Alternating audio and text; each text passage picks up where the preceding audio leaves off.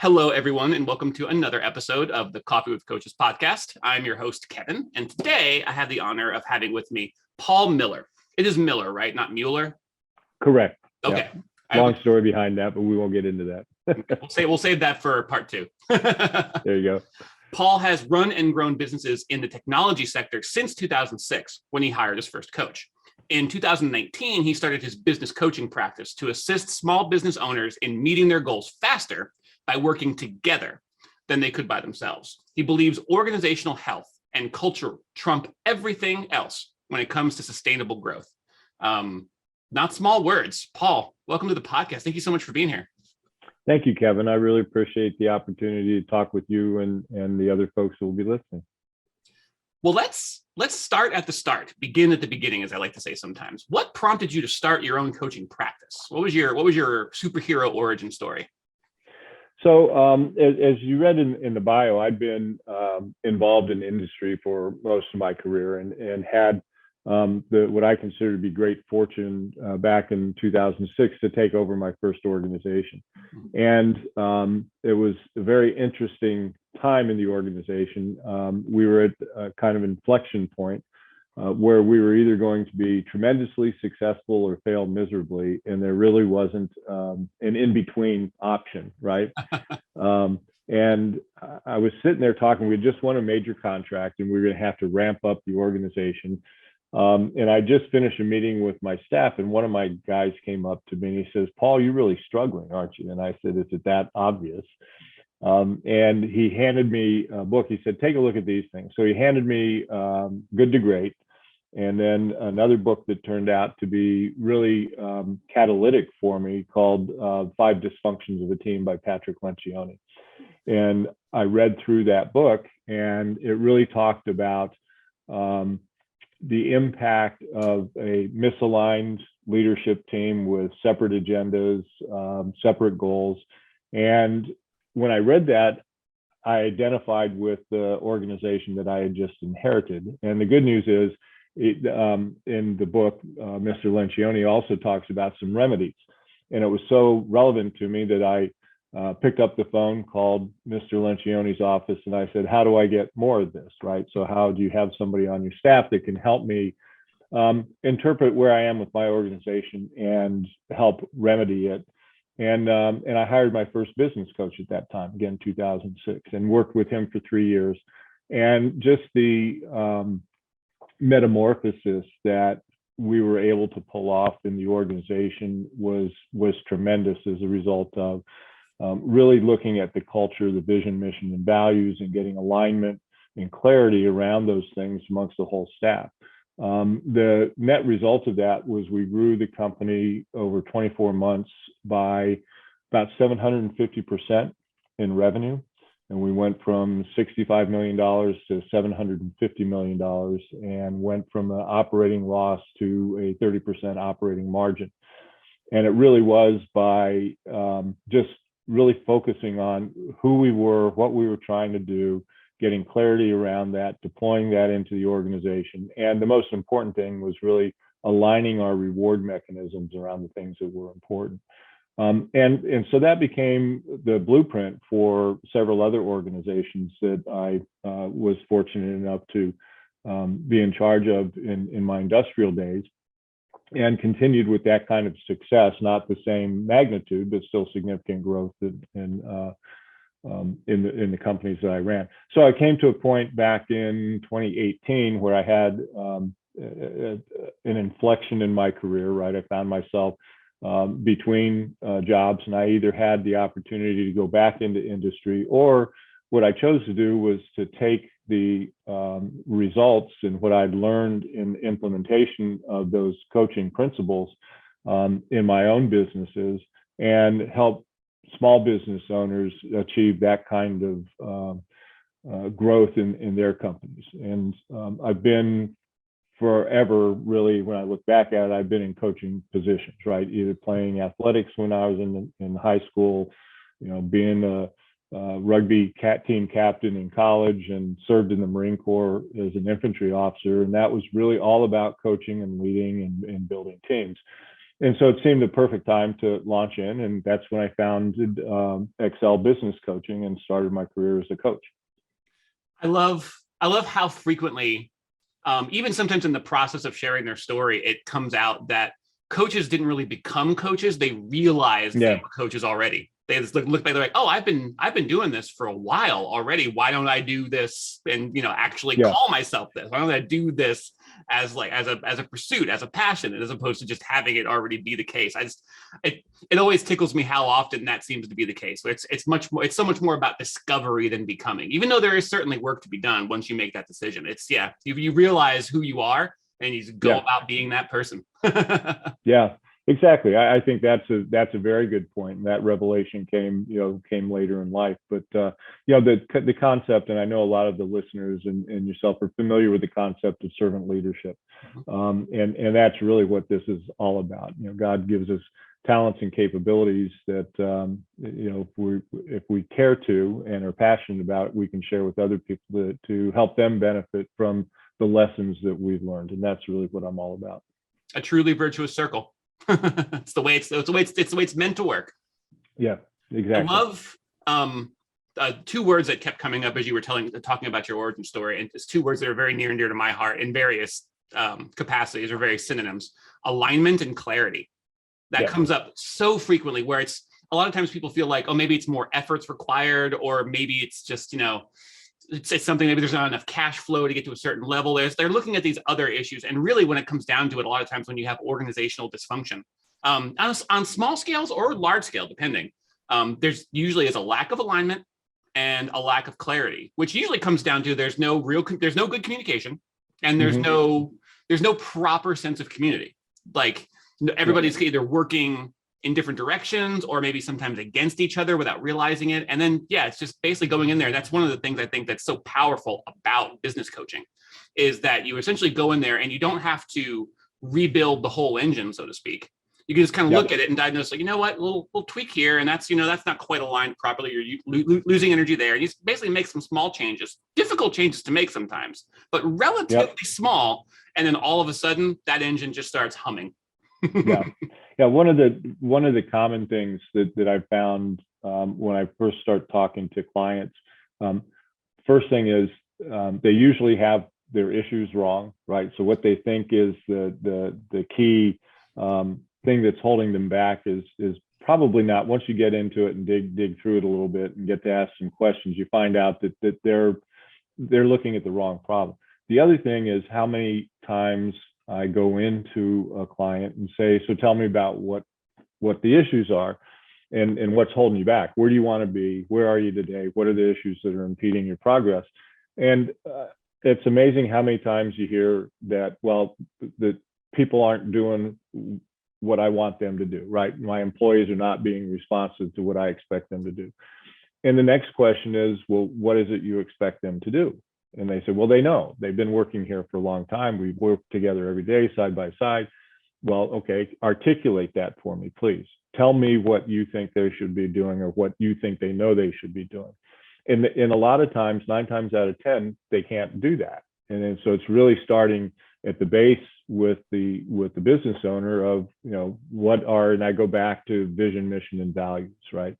If you can't articulate those, if you can't articulate them to somebody who asks you that question and articulate them to yourself, then your employees certainly don't understand what it is. And therefore, barring that kind of clarity and communication and direction, they're going to do what they think you want them to do. And 9 times out of the 10, that's not really the optimization of what you're looking for. So, and that's why I always say, start with the vision, mission, and clarity and values, right? And then align everybody around your vision, communicate that. And that's usually where we start. Then the rest of it tends to fall in place, has been my experience. Yeah, once you get things, those foundational things lined up correctly, it really is, it almost feels magical. You feel this sense of forward motion and momentum that you've been trying for a long time. And you begin to feel, there's a sneaking suspicion, you begin to feel like it's not possible. You begin to doubt the very nature of your endeavor. But then you make these correct tweaks. And this is, again, where coaching is so powerful. And all of a sudden, it almost feels like magic, the way things just move in the right direction, in the right way, everybody rowing in the same direction, which is an analogy I like to use a lot too, rowing in the same direction. Yeah. And yeah, you identify what's really, I feel like, at the heart of understanding yourself and understanding your business is if you can't, and this is something I've encountered all over in my life, if you can't teach it, you don't really understand it. Yeah, good point. I like that. Well, and the other thing it does that happens is, you say, you start to get momentum. All of the discussion turns to what's in the best interest of the organization, right? Because now you've got everybody vested in a common vision, and it's no longer discussions about, who gets the resources and who doesn't, right? It becomes very clear what the objective is, and now the attention turns to how do we collaborate to achieve those goals. And so it unleashes a whole bunch of energy in the right direction instead of sapping energy into the internal fighting and different agendas and what I'll call the energy drain of a siloed organization, right? Everybody protecting their silo versus bringing the power of their function towards a common cause. And that's where the real power comes from. Mm-hmm. And I especially love your use of the term unleashed there. Because it really is about finding it and just releasing it. Just like this, there's stuff that's holding it back. It's there. The energy is there. The tiger is there. Just unleash. Yeah. Well, and the thing from a business leadership standpoint, it really frees the business leader up to listen and guide rather than to be directive in nature, right? So now there's a self-empowerment, if you will, and all the energy is going into a common direction. So now the business owner can actually sit back and say, yeah, let's debate this, what's in the best interest of the organization, right? And they get everybody in there and sit and listen to the input and then provide guidance and direction on how to do it, rather than trying to create that direction and then forcefully deploy it into the organization. So it's got a synergistic effect. I could talk about this stuff with you all day, but I want to make sure I give you a chance to talk a little bit about your business itself and what you're, not just what you're doing right now, but what you're planning to do in the future. Say just in the year to come. I know a lot of people have big 2022 plans. So yes, if you wouldn't mind, let's talk a little bit about that before I let you go. Sure. So I'm trying to diversify a little bit. Most of my work over, COVID has certainly put a crimp in recruiting and finding clients, right? Oh yeah. Although what I found is the clients that I have been able to get have been energetic, and we've really had a great success in 2021, and that 100% of our clients have seen business growth, right? So when you can get out of the doldrums of what COVID has done, and really there's really been a lot of positive activity. Most of my work has been with one-to-one clients, one-on-one. I'm trying to expand this year into more group coaching, doing some webinars, those types of things. So trying to expand the business model a little bit. One of the things that I found is, as I think most other coaches have,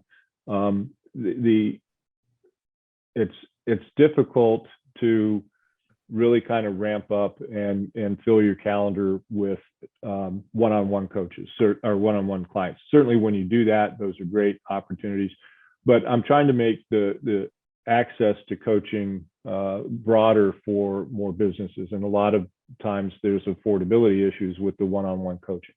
So trying to broaden into group coaching, running some masterminds, again, just making the lessons of coaching and the benefits of coaching more accessible to, I'll say the smaller companies and the mid-level companies that really can benefit from it if they can access it. So that's really my objective for 2022, is to continue to build my one-on-one base, but also to expand the accessibility through group coaching and masterminds. That's excellent. Yeah, that one-to-one, transitioning from one-to-one to one-to-many can be, it's a challenge. It presents its own unique challenges because you want to make sure you don't lose the value and the power of the one-to-one. You want that to, right. Again, a word that I come across a lot too earlier, I find it useful all the time, is translate.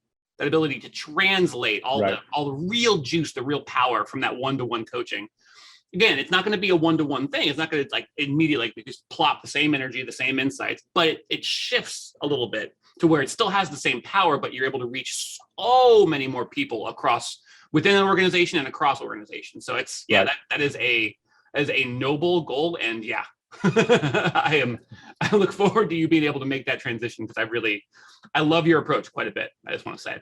Well, thank you. And there's a little bit of, it's a little bit self-serving too, because, hopefully, ideally, what we're able to do with the group coaching is take some of the smaller or mid-range businesses and help them be more successful, having demonstrated the viability and benefit of coaching, and then move them into a broader base for, one-on-one coaching. So there's hopefully, as you put before, that kind of circle of life is self-fulfilling. I like to I always find myself using the analogy, a rising tide raises all boats. Yes. I find an excuse every day to use that whenever I'm talking to coaches or just working with coaches. It's just that's really the name of the game. It's just raise the tide. Yep. Everybody else comes up with you. Yep, exactly. Where do you like people to find you before I let you go? Where do you like, I mean, obviously your website, but like, do you have a preferred social media where you spend most of your time? Where do you like to meet new people, whether they're going to be a coaching prospect, coaching client, new other coaches to kind of network with? Where do you like to be? Where do you like to be found? I like the personal touch. So, and this is, I'm still refining this, I think, as we all are. So, finding the right kind of networking events where you can get in touch with the business owners. And a lot of that comes from networking and referral networks, finding strategic partners, joint venture partners. One of my favorite methods is to identify different folks, different expertise and skill sets that serve the same client base that I'm looking for, but does it in a